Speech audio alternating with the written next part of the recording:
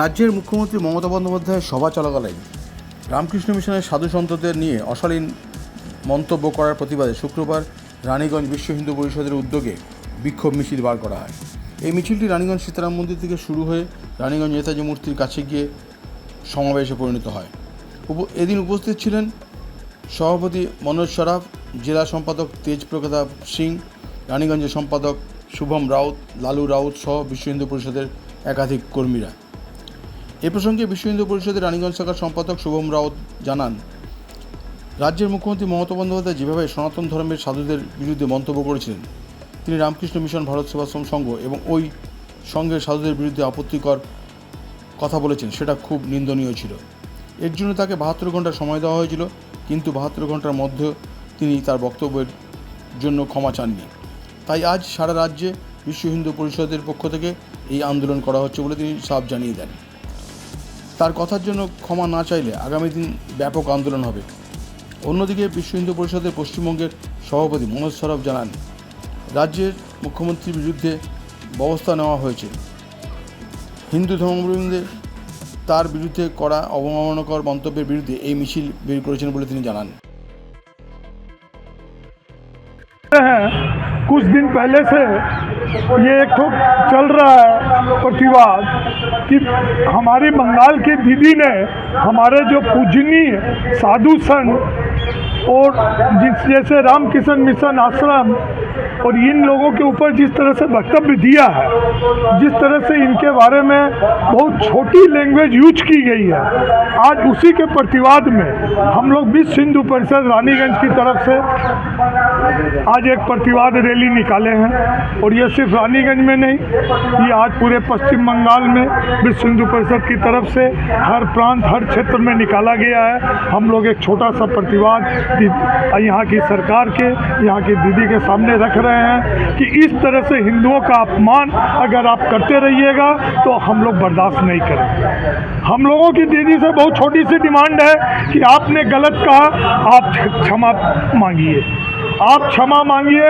हम लोगों ने दीदी से कहा कि आपने हमारे पूजनीय लोगों को अपमान किया, ये अपमान हम लोग बर्दाश्त नहीं करेंगे, आपको क्षमा मांगनी होगी।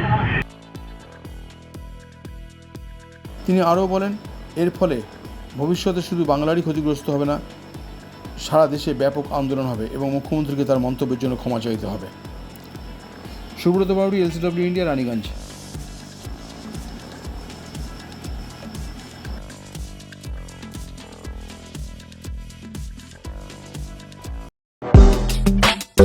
আপনার শহরে নিত্য নতুন আধুনিক মানের মোবাইলের সম্ভার নিয়ে এবার হাজির আকাশ টেলিকম।